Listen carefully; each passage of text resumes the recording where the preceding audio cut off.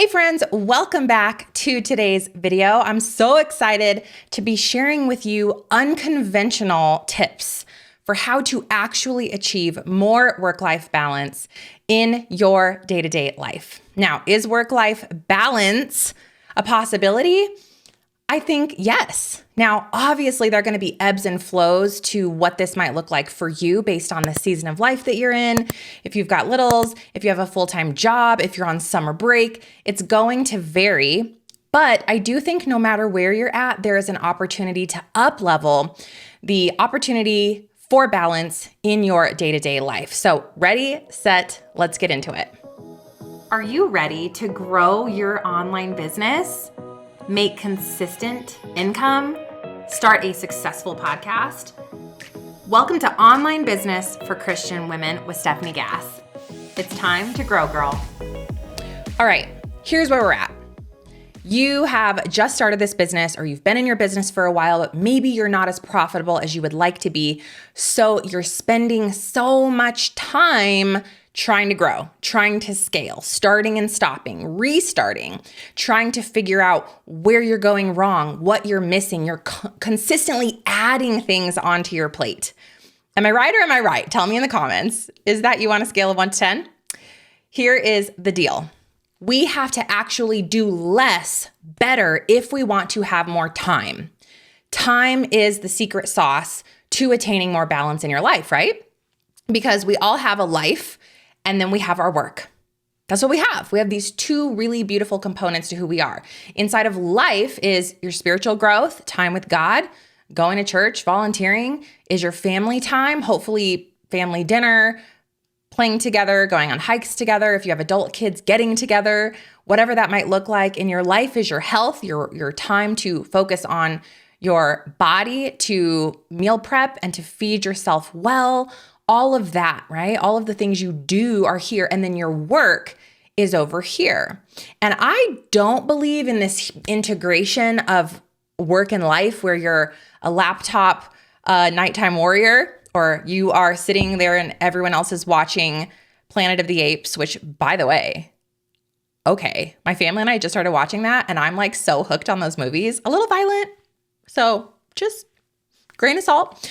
However, like, I don't want to be working on my laptop during a movie. Like, I don't want that. I don't want integration. I want separation between life and work. And so as we create our work that becomes more simplified, more scalable, and more systematic, we build more time for this family bucket to grow.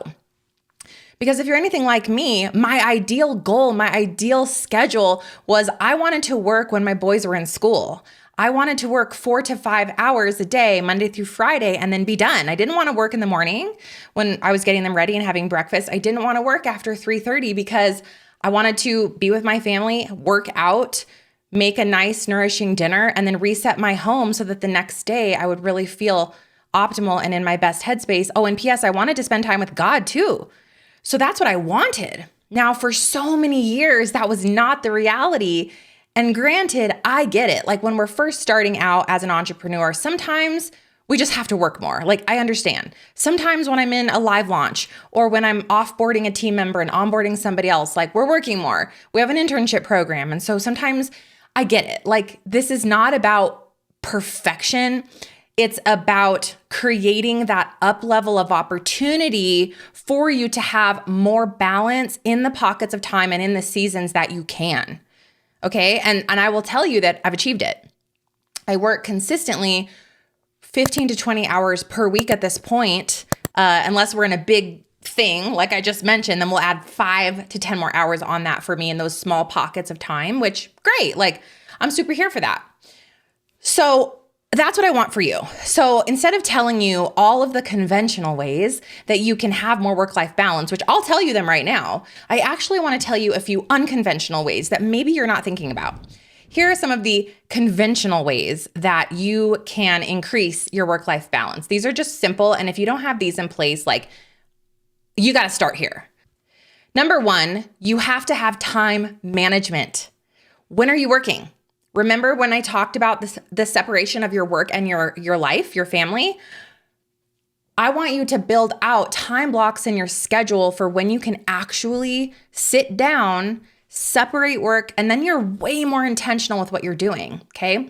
Time management, time blocking, which includes building out your work hours for the next 5 days. Sit down on Sunday and plan your work. Like, guys, this is not novel stuff. If you don't have these basics down, you're really gonna struggle with work-life balance. Get serious about treating your business like a business, but more importantly, get serious about lifting up the time with your family as a way that you are honoring and glorifying God, and you're gonna be so in it, okay? The next thing I want you guys to do is think about delegation. That's another really conventional tip, okay? Delegate. Do you have somebody that wants to work with you but can't afford it? Maybe you guys can do a swap and they can come on your team temporarily and provide assistance as an admin person or as a Facebook group moderator or as a podcast editor, whatever you might need. Think about those trade opportunities. We call them internships over here, but you can call it whatever you want. You can, if you can afford it, hire a virtual assistant.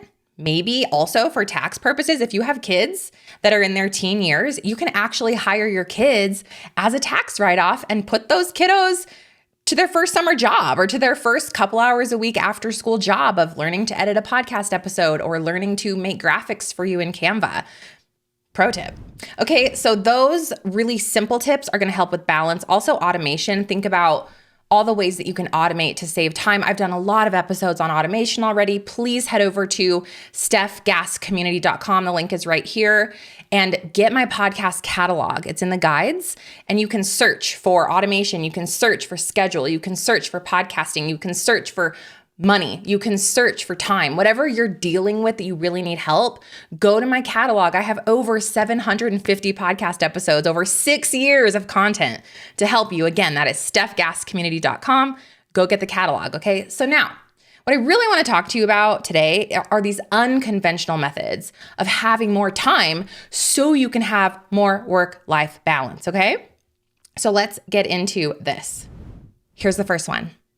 You've got to eliminate the extras. Okay, number one, eliminate the extras. Take a macro look at your own business and at your own activity. Come all the way out of the weeds, and I want you to audit and analyze what you are doing every week and every month. Like from a content perspective, from an output perspective. I want you to really audit yourself just for 1 week. How many hours are you spending on social media putting out content there? How many hours are you wasting editing your podcast episode? How many hours are you spending on YouTube trying to find 500 new ways to grow your business and starting and stopping and building a new thing and like 14 freebies? What are you doing? And then I want you to go into the analytics of every single one of those activities. So take all your activities and then put them into buckets and analyze the bucket. How much of this thing, let's say this is time on social media, you've bucketed all the things that go with social. I've spent 5 hours this week on social media. Go to the analytics. How many leads did that activity bring you? And how many sales did that activity bring you? If that number is super low or zero, we're not going to do that thing anymore. And ask me how I know, because I do not post from a business perspective on my own Instagram, and I haven't done it for 2 years, unless I'm at a speaking engagement.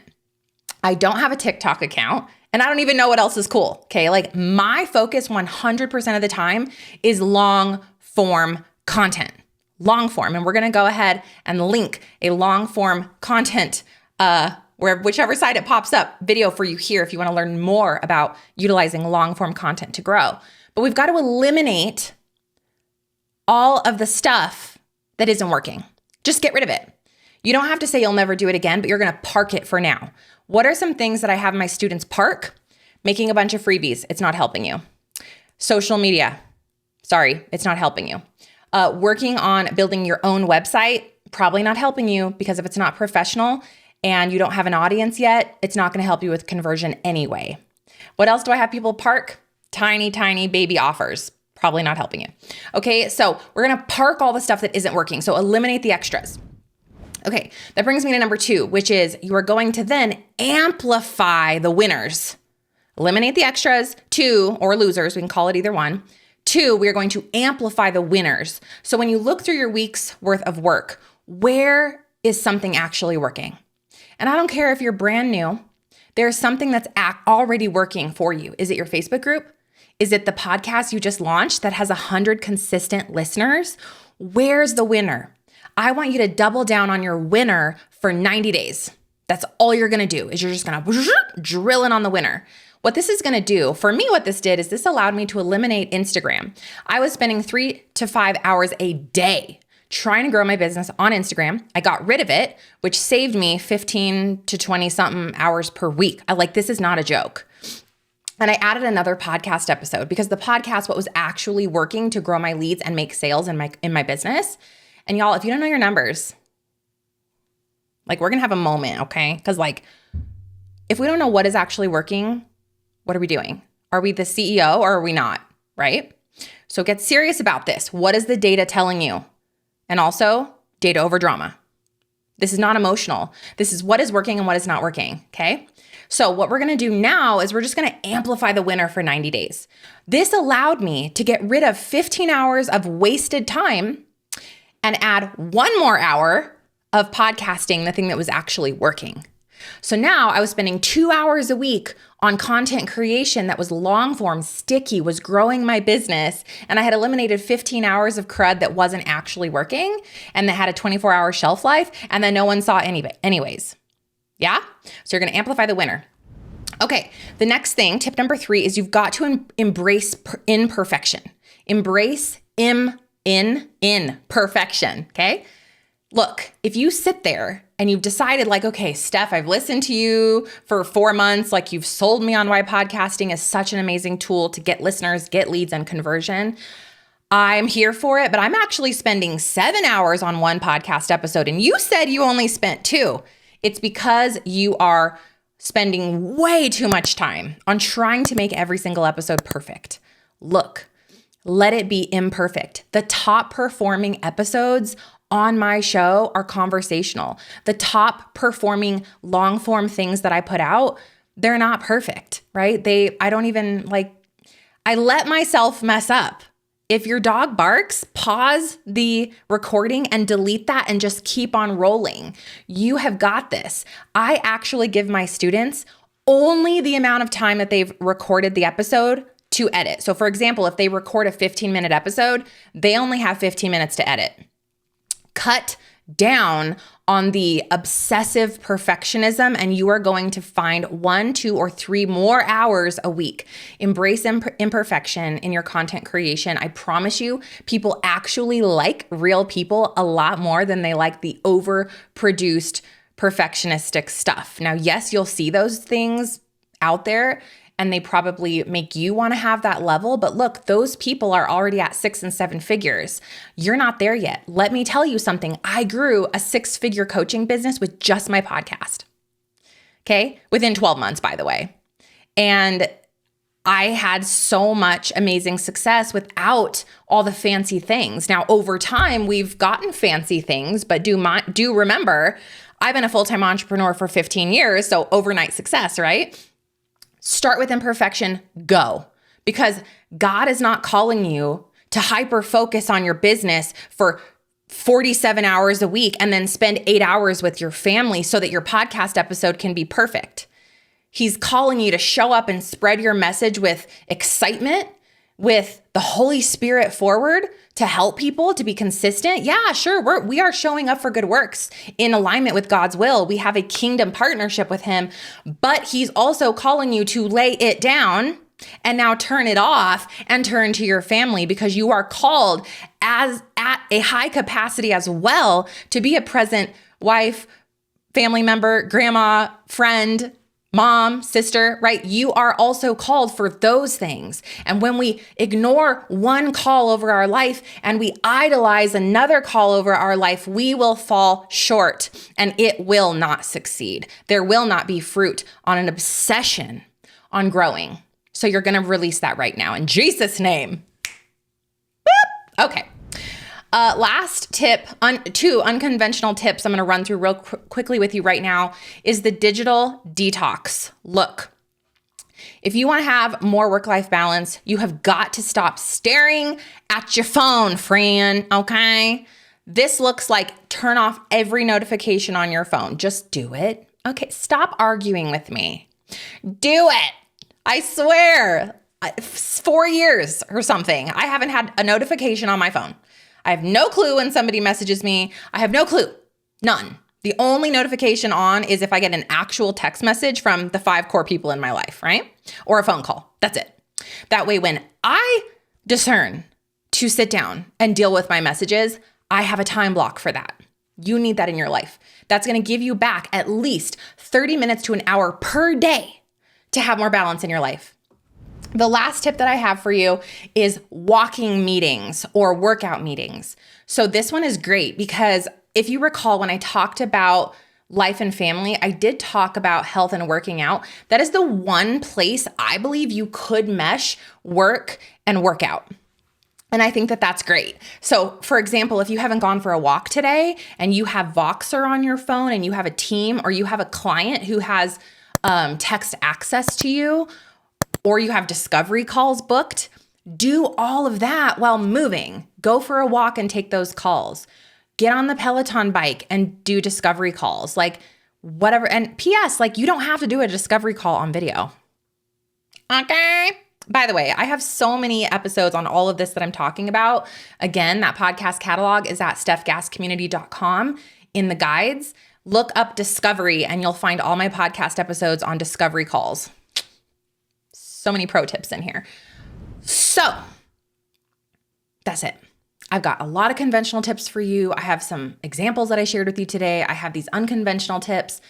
What I want you to do right now is I want you to pause me and I want you to write down 2 of the things that I said to you today and make a commitment and also pray over it. Because once you pray over something, you cannot skimp on it because it's a partnership with him, and implement it this week. Next week, you're going to take the second thing you wrote down and you're going to implement that one. You're always going to want to stack as a really busy entrepreneur, as a really busy online business owner. You don't want to add 14 things at once. Just like when you start a new diet, you can't count the points and count the macros and start going to CrossFit and drinking 2 gallons of water a day and sleeping 9 hours. Like, it's too much. You have to micro habit stack. Same thing here. So we're going to build that life balance by having more time, by slowly integrating and building one tip, one action on top of another every single week. I'm praying for your success. May God bless you, sweet friend. Be sure that you are subscribed to this channel, that you have turned on the notification bell and shared it with a friend. That is the number one thing you can do. Go ahead and hit that like button on the video and let me know in the comments below which strategy you are going to start with first.